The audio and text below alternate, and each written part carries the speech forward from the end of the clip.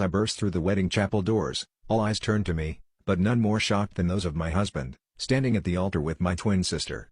The betrayal sliced through me like a knife, every whispered secret and late-night disappearance suddenly making sickening sense.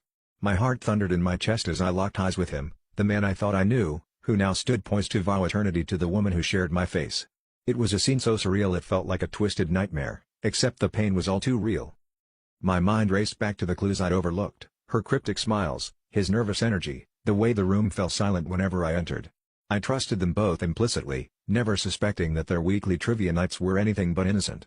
As I stood there, the rows of guests shifting uncomfortably, I could almost taste the betrayal in the air. This wasn't just about a stolen man, it was about a stolen life, the dreams I'd poured into a marriage now crumbling before a crowd of witnesses. His eyes pleaded with me, silently begging for understanding, but I was done with lies. My sister, in her bridal white, stared at me with a defiance that twisted my stomach. How long had she been planning this? How had I been so blind? My fury boiled over, and I stepped forward, my voice trembling but strong, declaring that this wedding was over, that I would not be erased so easily.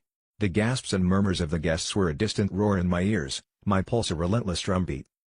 But the twist came not from them, but from within me.